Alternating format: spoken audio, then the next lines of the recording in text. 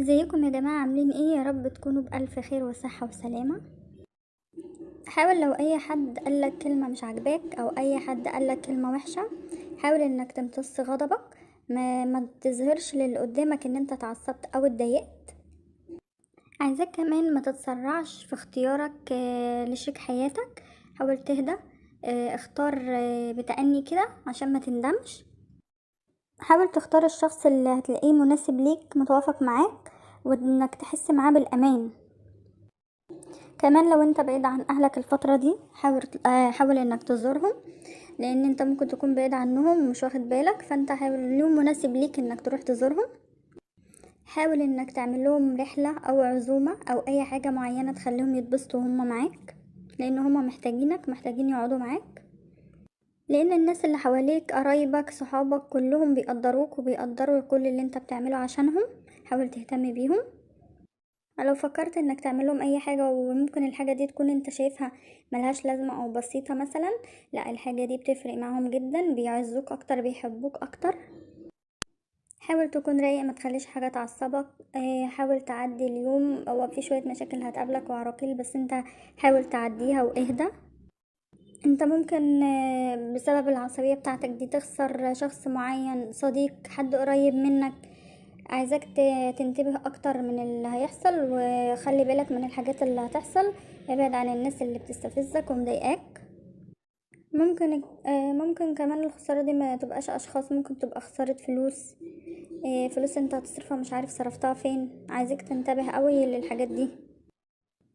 انت هتكون عايز تبعد عن الناس، عايز تقعد لوحدك، بس احسن حاجة هتحصل ان روحانيتك هتكون قوية جدا.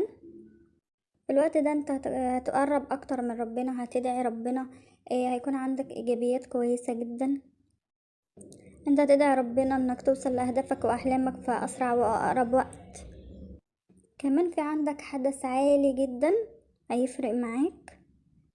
بس انا عايزه اقولك انك حاول انك تبعد، انك تقعد لوحدك، او تفضل انك تبعد عن الناس. لا، بلاش الحاجات دي، لان الوقت اللي هتقعد فيه لوحدك ده انت هتحس ان انت يعني ما فيش حد واقف جنبك، بالرغم ان الناس يبقوا كتير واقفين معاك وواقفين حواليك، لكن لا، برضه هتحس انك واقف لوحدك. كمان عايزاك تنتبه ان في حواليك اعداء مخفيين، هم خافين نفسهم عشان ما يظهروش الحقيقة ليك، او مش عاوزينك تكشفهم. الناس دي طبعا الاعداء المخفيين دول عايزين يكشفوا سرك، تعرف الناس اخبارك، عايزين يكشفوا اي حاجة انت بتعملها. ممكن كمان يكونوا عايزين يشوهوا صورتك او سمعتك او اسمك. خلي بالك من الكلام الكتير اللي ممكن يتقال ورا ظهرك. عايزاك تبقى حريص جدا في الفترة دي. حياتك في الوقت ده متشتتة. دماغك مشغولة في كذا حاجة، مش عارف تلحق على ايه ولا ايه، مصاريف، اطفال، مش عارف تروح فين او تيجي منين. حياتك كلها متلخبطة في المشاوير اللي انت بتعملها. ممكن تكون انت جاي في بالك انك عايز تسافر مكان معين، مكان في بالك عايز تبعد عن الناس. اوقات بتكون محتاج حد يسندك، حد يقف جنبك، حد يدعمك.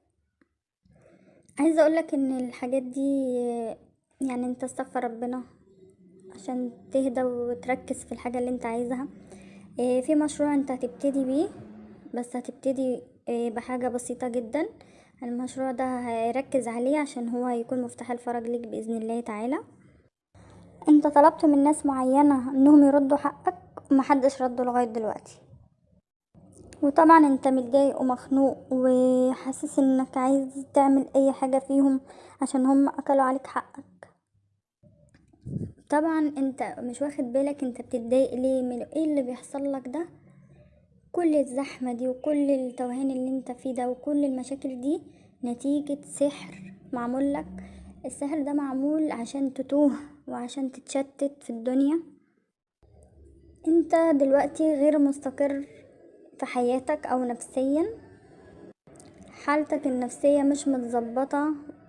مش بسبب الظروف اللي بتحصل ولا سبب الناس اللي هي اخدت حقك او كلت عليك حقك، لا، ده نتيجة نوع من انواع السحر، وهو للتوهان وان عقلك يتشتت. عشان كل حاجة تعملها، او اي حاجة انت عايز تبتديها تقف، حالها يقف. كل ما تفكر توصل لهدفك او لحلمك ما توصلش. كل قرار تاخده، كل كلمة تاخدها بتقف. اي خطوة انت بتمشيها لقدام بتلاقي نفسك رجعت 100 خطوة لورا. عايزة اقولك ان اللي عملك السحر ده 3 نساء هما كارهينك. النساء دي يعتبر قلبهم اسود من ناحيتك، حاقدين عليك، كارهينك بطريقة ملهاش مثيل. 2 من النساء دي يعني اقرب ما يكون ان هم احجامهم كبيرة شوية، بيلبسوا نظارات. عايزة اقولك ان الاتنين دول هم اصلا شياطين بس في صورة ملابس.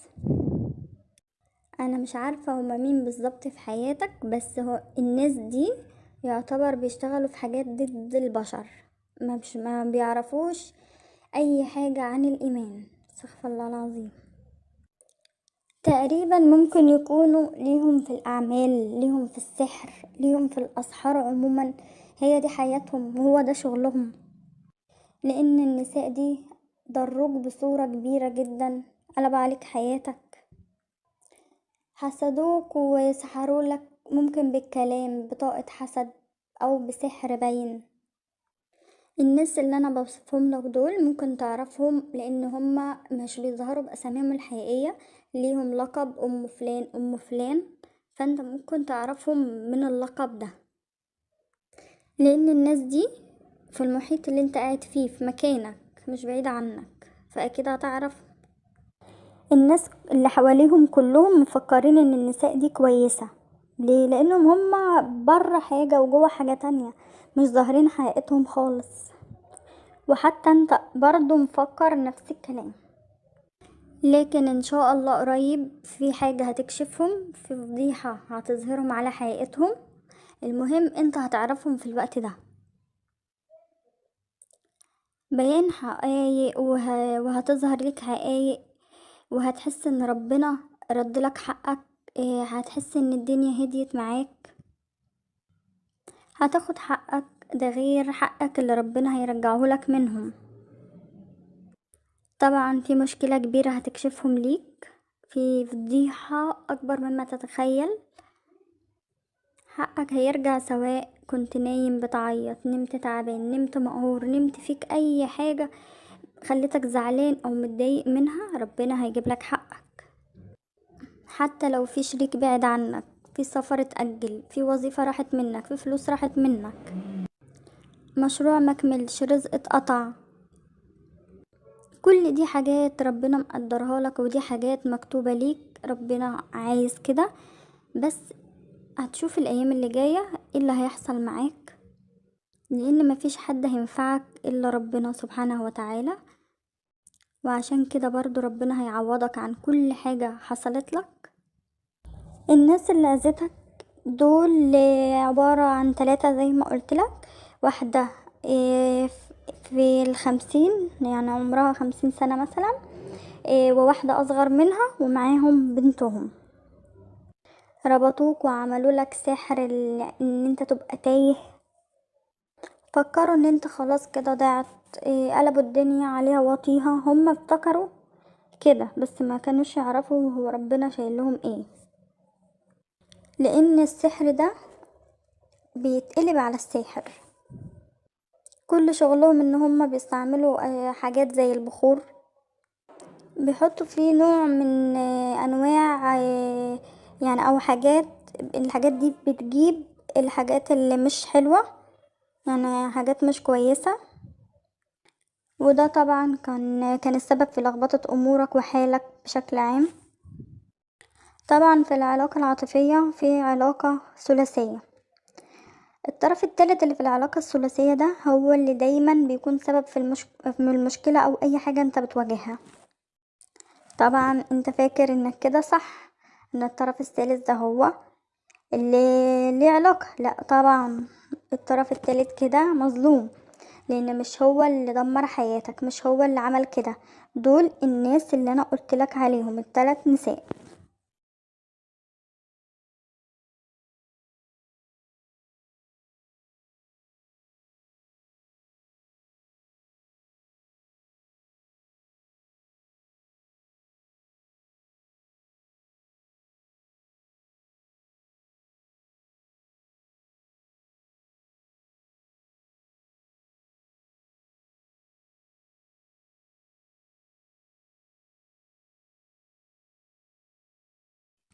الناس السحرة دي اتدخلوا في حياتك بطاقة تشتيت وتفريق ونفور في العلاقة، ودمروا حياتك لدرجة ان انت